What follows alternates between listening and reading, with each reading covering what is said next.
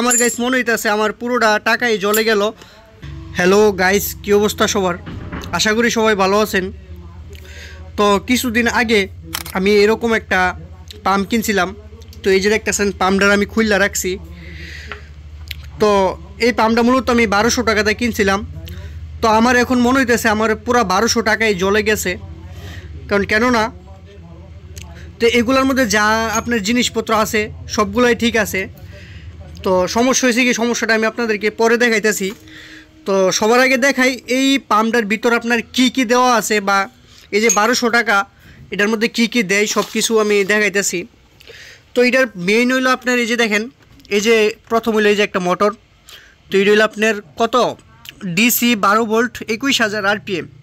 আচ্ছা, আমি মেইন সমস্যাটা আমি আপনাদের পরে দেখাইতেছি। তো এই যে দেখেন এটা হলো একটা মোটর। তারপরে এটা হইলো আনুষঙ্গিক যে জিনিসগুলো আছে, তো এইগুলো আর কি।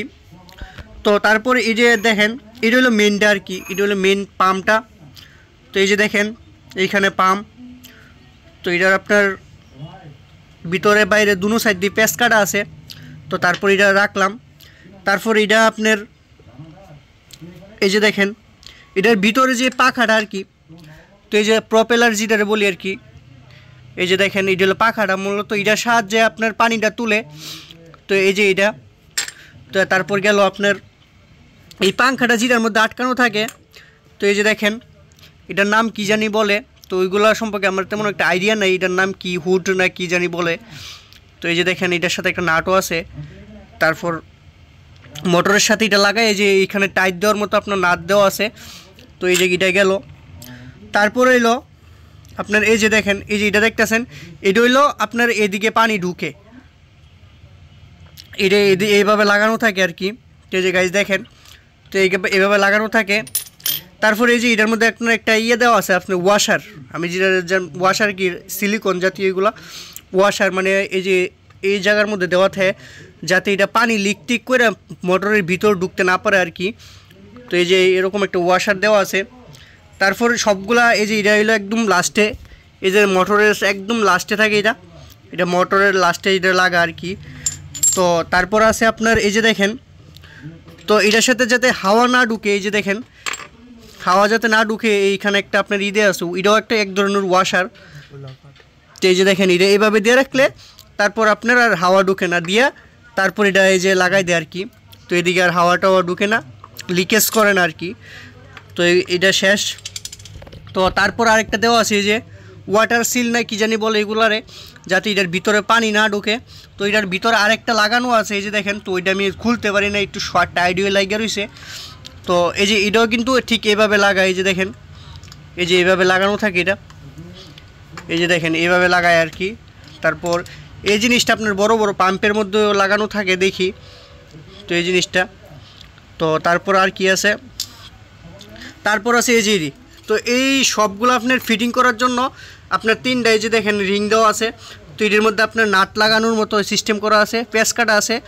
তো এইখানে আপনার এগুলার নাটটি লাগা আর কি। তো এই যে দেখেন আরও নাট টাট আছে। তো তারপর থাকে এই জিনিসটা। তো এটা দিয়ে মূলত আমার সৌন্দর্যের জন্য মূলত আমি এই পাম্পটা কিনছিলাম, এই জিনিসটার জন্যই। একটু সুন্দর দেখা যায় যে এটার উপরে থাকে, একটু সুন্দর লাগছিল। তো এই কারণেই মূলত আমি এটা কিনছিলাম আর কি।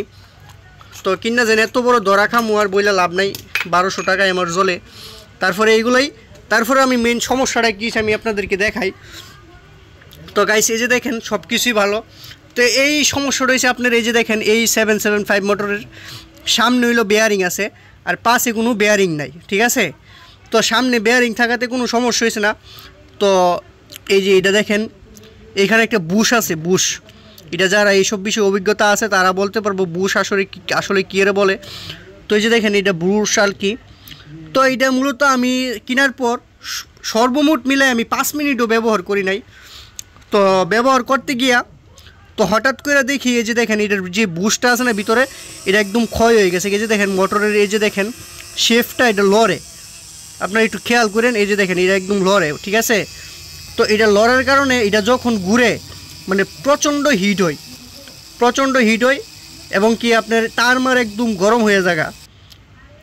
তো এটা একদম সাউন্ড করে বেশি, মানে একদম বাজে একটা ধরনের হয়। তারপর এটার ভিতরে যে কয়েলগুলা দেখুন অনেক মোটা, তারপর কতটুকু গরম হইতে হবে চিন্তা করেন। দেখেন এটার ভিতরের যে কয়েলগুলা এইগুলো একদম পুইরা একবার হয়ে গেছে। এই যে দেখেন, আমি জানি না আপনাদেরকে কতটুকু দেখাইতাম পারতাছি। এই যে গাইজ দেখেন, তো এই যে দেখেন আমি যদি আরেকটু জুম দিয়ে দেখাইতাম তাহলে একটু ভালোই তো। দেখেন কি অবস্থা।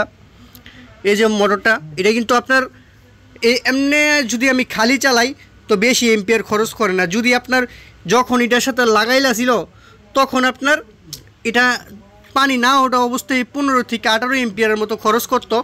তো এই যে একটা মোটর তার মার গইলা যেত গাইস। এই যে দেখেন, তো আমি একটু যদি দেখাই আপনাদেরকে, এই যে দেখেন তারটার গইলা যেত, এই দেখছেন কত তো।